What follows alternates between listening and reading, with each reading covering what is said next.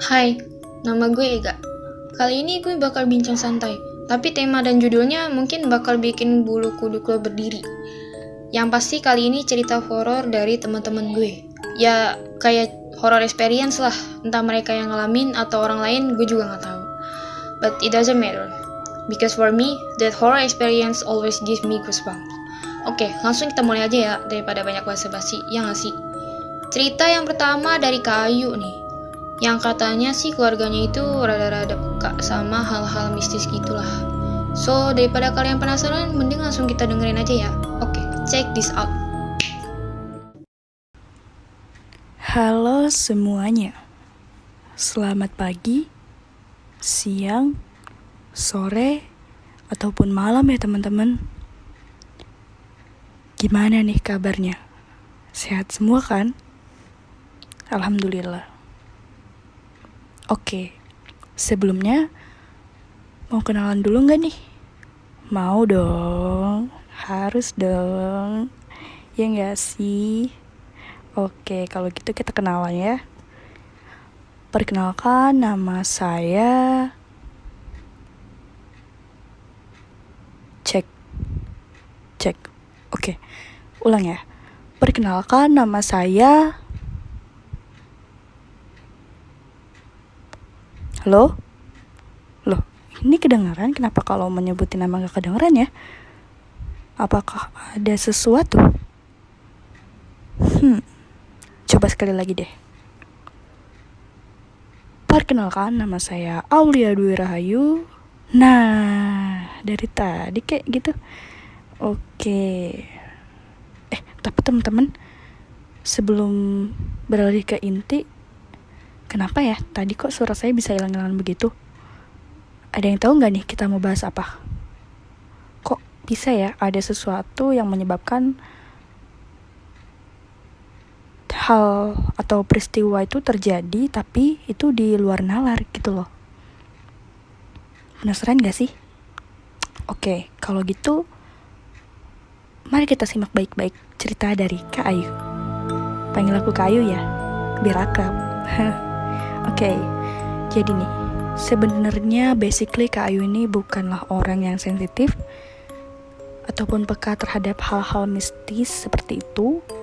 Akan tetapi, anggota keluarga Kak Ayu yang lain itu cukup peka terhadap hal-hal yang seperti itu. Entah banyak orang yang percaya ataupun tidak, itu perspektif masing-masing.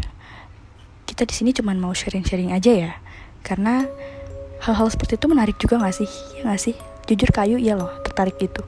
Bahkan sampai nonton beberapa channel-channel YouTube yang khusus untuk membahas hal-hal misteri-misteri seperti itu.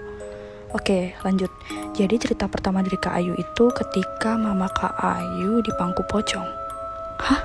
Beneran Kak? Iya beneran. Jadi gini, sekitar 17 tahun lalu, ketika Kak Ayu masih bayi, Kak Ayu pulang ke kampung bersama keluarga. Di sana, di kamar paling belakang rumah Kak Ayu itu ada satu kamar yang jarang digunakan nenek Kak Ayu karena memang suatu hal. Kemudian mama Kak Ayu kan, karena Kak Ayu masih bayi ya, tentu ditemani dong kalau mau tidur gitu kan. Nah, selepas itu ketika mama Kak Ayu mulai ngantuk, mulailah beliau membuka matanya. Dan betapa terkejutnya beliau. Kenapa? Karena ketika membuka mata, beliau itu sudah ada di pangkuan pocong tersebut. Serem gak sih? Serem banget dong. Iyalah. Nah, gimana kok bisa? Iya, Kak Ayu juga gak tahu. Tapi sampai detik ini rumah Kak Ayu tuh memang masih berlokasi di depan atau di belakang hutan bambu gitu ya. Jadi Kak Ayu juga kurang tahu sih kenapa sebabnya. Selalu dari dulu, entah itu datang ke mimpi atau kejadian langsung, tuh selalu bentuknya si Poci ini gitu ya. Kita sebutnya Poci biar lucu lah ya. Nah, ya udah tuh dari situ mama Kak Ayu kan kaget dong, kayak sekaligus mau ngucap. Kalau kita dalam Islam tuh ngucapnya ayat kursi ya. baru mau Allahu la ilaha illallahul hayyul qayyum tuh udah nggak bisa. So Mama Kak Ayu lari ke depan dan ngadu ke bapaknya Kak Ayu. Terus Mama Kak Ayu tuh dikasih air sama kiai di sana. Nah selepas itu ya udah jarang lah beliau ngelihat hal-hal seperti itu lagi.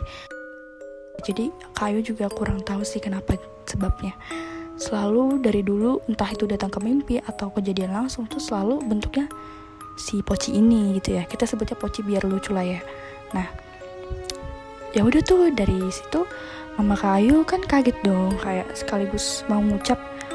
Kalau kita dalam Islam tuh ngucapnya ayat kursi ya, baru mau Allahu la ilaha illallahul hayyul qayyum tuh udah nggak bisa. So Mama Kak Ayu lari ke depan dan ngadu ke bapaknya Kak Ayu.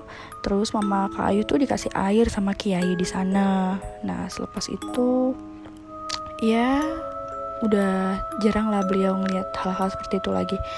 Nah saya juga punya cerita nih dari bapak saya, bapak Kak Ayu, oke.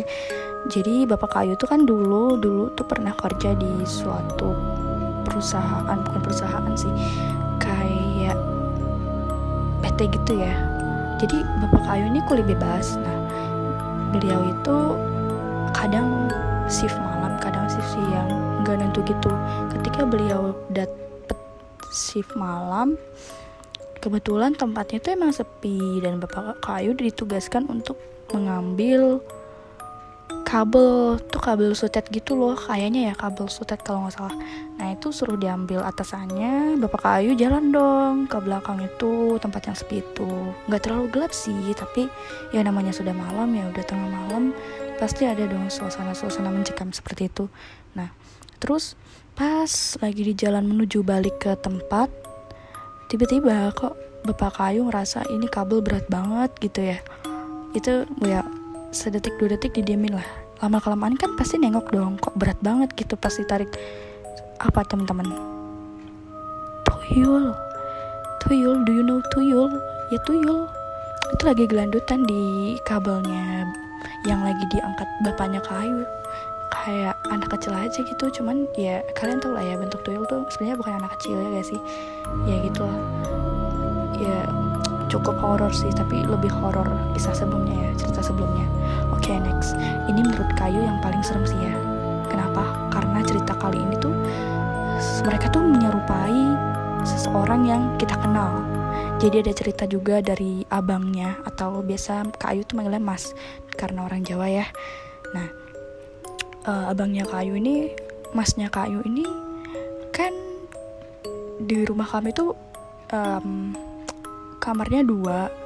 Itu kamar Kak Ayu depan, kamar orang tua di belakang, dan belakangnya itu dapur sama kamar mandi. Selepas abangnya atau Mas Ayu ini keluar dari kamar mandi, abang ini kan jalan ya ke arah depan gitu. Nah itu kan pasti ngelewatin kamarnya orang tua dong. Di situ abangnya Kak Ayu tuh ngeliat Mama Kak Ayu lagi sholat. Tapi setelah jalan ke depan itu, ke depan rumah, tiba-tiba mamanya Kak Ayu tuh lagi di warung buat es gitu. Kan Kak Ayu punya warung gitu ya. Nah itu lagi buat es. Terus abangnya Kak Ayu mikir, lah tadi yang di kamar siapa? Gila sih, serem banget sumpah. Astagfirullah, maaf ya. Tapi menurut Kak Ayu tuh serem banget. Karena apa ya, itu tuh menyerupai seseorang yang kita kenal. Dan gimana ya, shock dong pasti. Ya udah selepas itu ya abang Kak Ayu sih dibawa santai aja sih, dia nggak pernah melebih-lebihkan hal-hal seperti itu.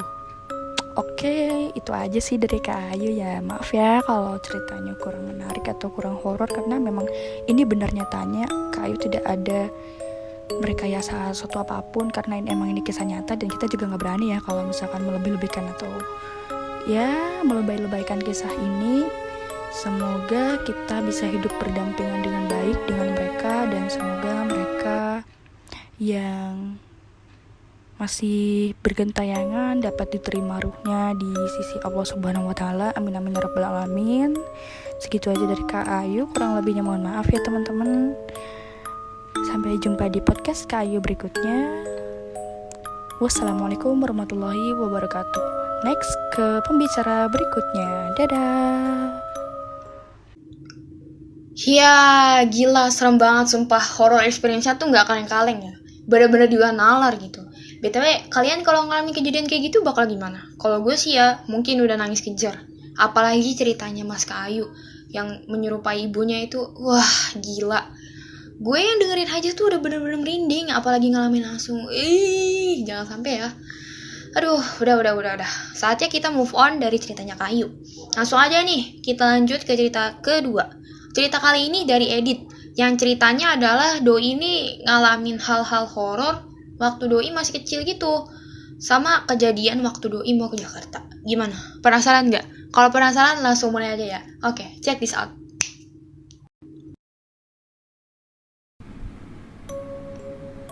Sebelumnya kenalin dulu, nama saya Ditya. Di sini saya juga mau bagi-bagi cerita horor yang emang saya alami sendiri. Sebenarnya nih saya sering banget ngalami kejadian horor. Pernah waktu kecil saya ngerasa kayak ditindihin setan. Kalian pasti pernah denger dong kejadian ketindihan setan? Yang kalau kamu tidur terus tiba-tiba gak bisa gerak, gak bisa nafas, tapi kamu tuh ngerasa kalau sebenarnya kamu bangun. Dan waktu kecil saya emang mikir, oh itu emang pasti ketindihan setan. Dan saya percaya itu. Tapi giliran udah dewasa dan saya searching, ternyata ketindihan setan itu bisa dijelasin secara ilmiah. Rasanya waktu itu saya kayak ngerasa bodoh banget bisa percaya yang namanya ketindihan setan. Waktu searching dan lihat beberapa website kedokteran, ternyata ketindihan setan itu kayak sleep paralysis, yang kata para dokter seakan-akan kita bangun tapi otot kita lumpuh. Waktu dibaca terus-menerus, emang benar ketindihan setan itu ternyata emang bisa dijelasin secara ilmiah. Tapi ada juga beberapa kejadian horor yang emang saya alami gak bisa dijelasin secara ilmiah. Jadi ada nih cerita horor yang saya alami dan kejadian ini tuh di Cirebon. Waktu itu saya dan keluarga mau pindah dari Malang ke Jakarta. Tapi karena ada kendala, kita harus tinggal di Cirebon untuk beberapa waktu. Waktu itu keluarga emang nyewa kontrakan di daerah yang cukup terbilang sepi. Kontrakan ini tuh punya kamar satu petak yang besar, dan kamar ini tuh ada banyak. Warga kita waktu itu ngontrak 2 kamar. Nah, yang punya kontrakan ini sebenarnya nenek-nenek. Jujur pernah dengar katanya sih nenek-nenek ini pernah mati suri. Waktu ngontrak di sana pun saya belum pernah lihat nenek-nenek itu ngobrol sama orang lain. Ngeliat itu nenek-nenek keluar aja jarang. Saya juga nggak tahu nenek-nenek itu tinggal di mana. Tapi kadang waktu tiap mau ke kamar mandi, waktu malam, saya sering lihat nenek-nenek itu bawa piring yang dari anyaman bambu ke dekat sumur di sebelah kamar mandi. Oh iya, keluarga kita tuh ngontrak kamar paling depan, dan kamar mandinya itu kamar mandi bersama. Jadi letak kamar mandi dan kamar kita tuh cukup jauh. Dan kamar mandi itu emang letaknya di paling belakang banget. Dan di samping kamar mandi itu ada pintu lain yang bisa buat keluar. Nah, pintu di samping kamar mandi itu tempat kalau kita mau ke sumur. Saya waktu ke kamar mandi tiap malam ngerasa aneh, suka ngeliat nenek-nenek ke sumur tiap malam. Dan nanya ke keluarga, terus keluarga juga bilang ke saya kalau mereka tuh dengar dari orang kalau nenek-nenek itu suka bawa sesajen ke sumur. Saya sih nggak percaya awalnya, mungkin keluarga nyeritain itu biar nakutin anak-anak buat nggak keluar malam-malam. Tapi beberapa hari kemudian saya dan kakak saya pernah lihat penampakan di jendela kamar. Jadi jendela kita tuh pemandangannya sawah, dan di sana kita nggak sengaja lihat kayak orang berpakaian putih kayak pocong. Saya mikir nggak mungkin kalau ada orang iseng-iseng ke sawah pakai baju putih. Tapi karena takut saya langsung tidur dan nggak mau mikirin lagi bayangan putih itu. Setelah itu saya tetap tinggal di sana beberapa hari dan habis itu pergi ke Jakarta. Dan alhamdulillah sehabis kejadian itu saya nggak pernah lihat kejadian itu lagi atau penampakan. Nggak kalah serem dari Kayu. Ketindihan sama makhluk halus pas kecil tuh kayak pasti sesek banget gak sih? Gila. Udah berat sesek juga. Wow, Edit keren ya, bisa berani gitu loh. Gokil. Apalagi yang di jendela itu. Gila itu serem banget dah. Gak kuat gue. Oh iya, BTW gue masih punya cerita satu lagi nih dari Monte. Yang Doi alamin pas kecil di umur 6 tahun. Kira-kira apa yang terjadi ya? Gue juga penasaran nih. Ya udah langsung kita mulai aja ya. Oke, check this out. Halo guys, nama saya Monte. Saya akan menceritakan sedikit pengalaman horor saya yang saya alami saat saya masih kecil. Pada saat saya masih berumur 6 tahun, masih 3 dan saya mempunyai 2 teman. Sebut saja si A dan si B. Kami bertiga sangat akrab dan dekat, saking dekatnya seperti saudara sendiri. Dan kedua teman saya itu laki-laki. Pada suatu malam, orang tua si A sedang keluar dan saya bersama si B disuruh menemani si A di rumahnya. Karena kita bosan di rumah terus, kita memutuskan untuk bermain di luar. Pada saat itu kami bermain di luar seperti bocil pada umumnya. Sampai gak terasa sudah jam 11 malam kita bermain. Lalu kita pulang, tapi pulangnya bukan ke rumah masing-masing. Pulangnya ke rumah si A. Dan kalau ada yang nanya kenapa orang tua saya dan si B gak nyariin, kan orang tua kita bertiga sudah akrab, jadi sudah tahu kalau kita ngapain dan di mana. Kita bertiga pun tidak jauh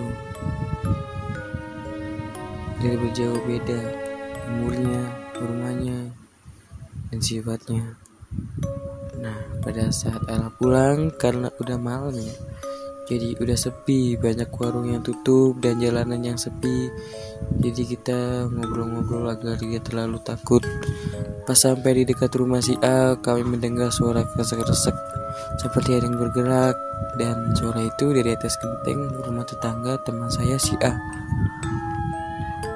Awalnya kita bodo amat, gak mau peduliin itu apa dan siapa. Tapi lama-lama suaranya semakin kencang dan saya terdengar suara bayi menangis. Di situ kami ketakutan. Teman saya pun ada yang menyarankan untuk pergi saja, tapi karena saya dan si A penasaran, kami memutuskan untuk mengeceknya. Awalnya saya pikir itu suara bayi yang diumpetin oleh orang tuanya, tapi tidak mungkin. Lalu kita masuk ke dalam rumah si A dan memanjatnya lewat atap rumah si A.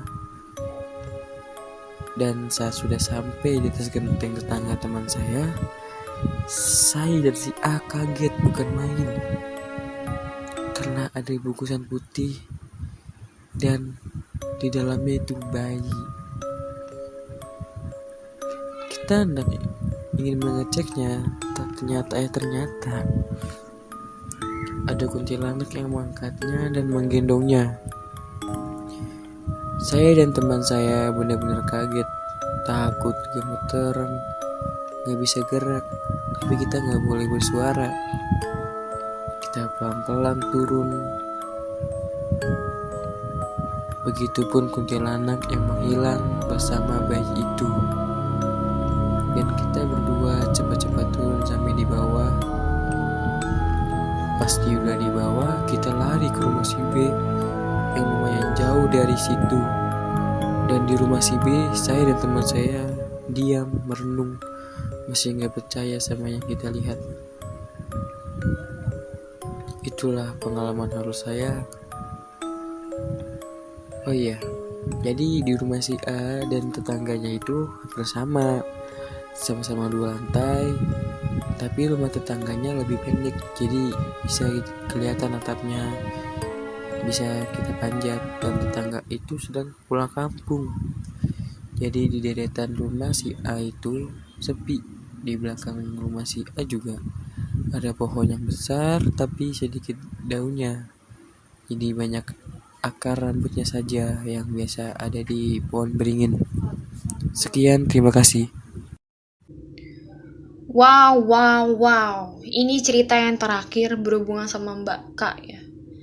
Terus ada bayi juga gitu. Ya ampun, serem banget deh. Berarti ini pelajaran untuk kita semua ya. Kalau main tuh harus ingat waktu, jangan sampai larut malam. Ya gak sih? Takut ngalamin kejadian yang tak terduga kayak Monte tadi. Ya kan? Serem banget pasti. Cerita mereka benar-benar bikin bulu kuduk merinding. Ya, benar-benar bikin gua merinding. Gue yang sebagai host aja tuh benar-benar wah, benar-benar gak bisa ngebayangin itu kalau misalnya gue di posisi mereka. Aduh, gila. Ah. Ya, udah gak terasa ya, bincang-bincang horor kali ini udah mau selesai gitu. Sebenarnya gue masih mau cerita banyak hal mistis ke kalian gitu. Tapi karena waktunya juga gak cukup, jadi ya gue akhiri sampai sini aja. Dan buat kalian, terima kasih yang udah dengerin podcast horor ini. Semoga kalian suka dan semoga juga gue bisa bikin podcast lagi buat kalian. Ya udah deh, gue akhiri sampai sini. Semoga kita bisa bertemu di podcast lainnya. And see you. Dadah, salam horor.